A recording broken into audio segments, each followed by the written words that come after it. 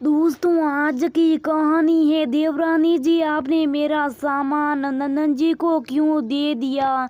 दोस्तों, कहानी शुरू करने से पहले अगर हमारे चैनल को सब्सक्राइब नहीं किया हो तो कर लीजिए ताकि आपके पास पहुंचे हर रोज नया वीडियो।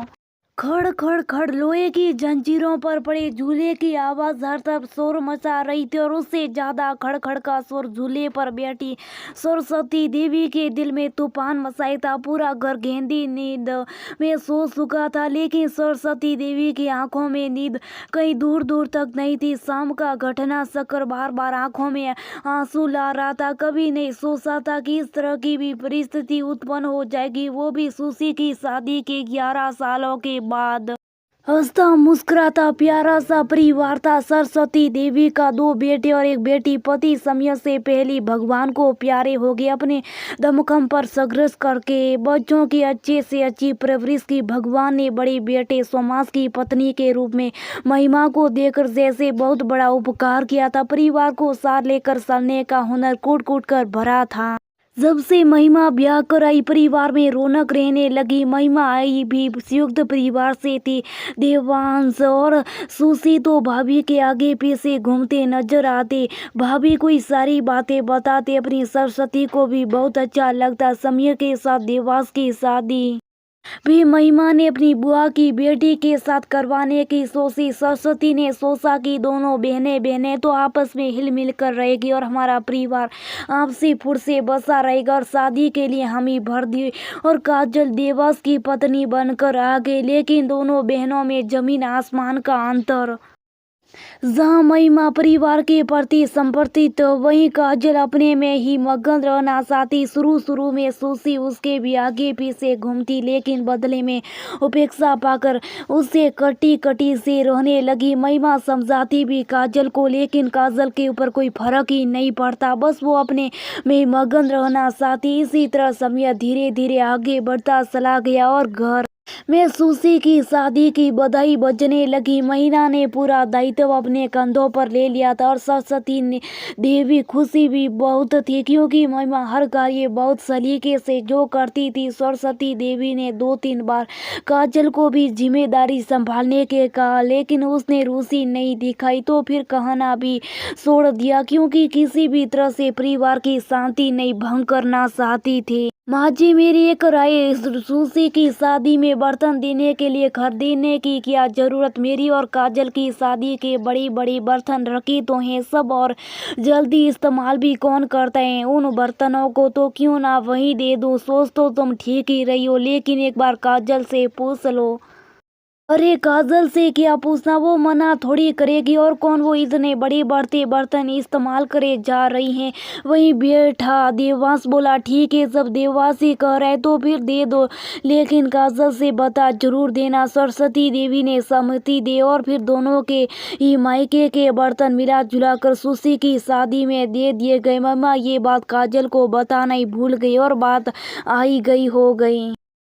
और उस बात को 11 साल बीत गए। अभी कुछ दिनों पहले सरस्वती देवी ने सोचा कि भगवान के धाम को जाने से पहले दोनों बहुओं को उनकी उनकी जिम्मेदारी सौंप दी जाए, क्योंकि काजल का कोई भरोसा नहीं कि कब उसका दिमाग फिर जाए। और वो तो वैसे भी इस बात से बहुत चिढ़ती हैं कि इस परिवार में महिमा को सब लोग बहुत प्यार करते हैं। जब सरस्वती देवी ने हर सामान का बंटवारा कर दिया, अब आई बर्तनों की बारी, तो घर के सारे जो भी बड़े बड़े बर्तन थे निकाल लिए गए। जिन बर्तनों में मेरी शादी की बरात, खूब बड़ी सी पीतल की थाली और बाल्टा नहीं दिख रहे। काजल उन बर्तनों को सबकी बीच में नाप आकर बोली, वो तो सुशी की शादी में दे दिए गए थे। यहाँ सुशी की शादी में, और वो भी मुझसे पूछे बगैर। अरे मैंने कहा था भाभी से उन बर्तनों को सुशी की शादी में देने के लिए, तुमसे पूछने की क्या जरूरत थी। देवांश भौंस का रह गया। काजल की बात सुनकर, तुम कौन होते हो मेरे मायके के बर्तनों का फैसले लेने वाले। काजल की बात सुनकर सब अकवाक रह गए। ये क्या कह रही हो तुम, मैं बिल्कुल सही कह रही हूँ। काजल, ये गलती मुझसे हुई। माँ जी ने मुझसे कहा था तुमसे बात करने के लिए, लेकिन शादी की आपाधापी में दिमाग से उतर गया और फिर कभी ध्यान भी नहीं रहा। महिमा काजल को शुभ करवा रही थी, लेकिन मुझे अपने वो बर्तन जरूर चाहिए बेटा। वो बर्तन समध्यानों में हैं और उनकी जगह तुम जो भी चाहो वो बर्तन ले लो, और तुमको और भी जो कहो चाहिए होगा वो हम खरीद कर ले लेंगे। आखिरकार सरस्वती देवी को बोलना ही पड़ा। मुझे तो वही बर्तन सही, आप सही जैसे ही मंगवा कर दीजिए, नहीं तो मैं खुद उन घर जाकर ले आऊंगी और सबको इस बारे में बताऊंगी। काजल जैसे समझना ही नहीं चाह रही थी। सरस्वती देवी, सोमास, देवास और महिमा सब लोग कह कर हार गए, लेकिन काजल के पता नहीं कौन सा जुनून चढ़ा था और सरस्वती देवी के दिमाग में काजल की बातें हथौड़े की तरह चल रही थी। माँ जी, अभी तक आप सोई नहीं? महिमा ने झूले पर बैठी सरस्वती देवी को देखकर चिंतित होकर पूछा। बेटा, नींद पता नहीं कहाँ भाग गई आज। आप परेशान ना होइए, सब ठीक हो जाएगा। कुछ नहीं ठीक होगा, तुम काजल की जिद देख रही थी ना। माँ जी, सबकी मैं जिम्मेदार हूँ, मुझे माफ कर दीजिए। नहीं माँ, देवांश भैया की शादी काजल से करने के लिए कहती और नहीं ऐसी परिस्थिति उत्पन्न होती। बेटा, तुम्हारा इसमें कोई दोष नहीं, तुमने तो भला ही सही थी। ये सब किस्मत का दोष है, क्या पता और भी कोई आती, इसका स्वभाव भी ऐसा ही होता। महिमा, मैंने कुछ निर्णय लिया, क्योंकि मैंने अपनी जिस परिवार आज तक इतना संभाल कर रखा उसे बिखरने नहीं देना चाहती, और इसके लिए मुझे समधन जी से बात करनी पड़ेगी। तो जरूर करूँगी। समधन जी बहुत समझदार हैं, वो मेरी मजबूरी जरूर समझेगी। ठीक है माँ जी, आपने जो भी सोचा होगा उसी थी सोचा होगा, लेकिन अब आप इस समय सोइए चलकर, नहीं तो आपके सिर दर्द हो जाएगा। और महिमा सरस्वती का हाथ पकड़कर बिस्तर पर लेट आई। सुबह उठती सरस्वती देवी सुमास को साथ लेकर सुशी के घर निकल गई। समती, समधन और सुशी तो उसको देख कर ही शौक पड़े।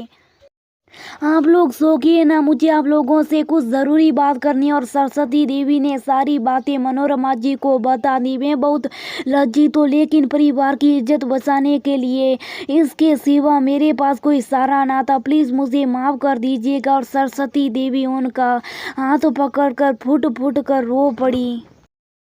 अब धीरज रखिए, कभी कभी परिवार में इस तरह की स्थिति उत्पन्न हो जाती है। संयुक्त परिवार में ये सब चलता है कि बहुओं के बर्तन बहन बेटियों को दी जाती है, लेकिन कभी कभी इस तरह की बहुएं विरतों भी पैदा करती है। मैं आपकी भावनाओं को बहुत अच्छी तरह समझ रही हूँ। मनोरमा जी सरस्वती देवी को ढांढस बंधा रही थी।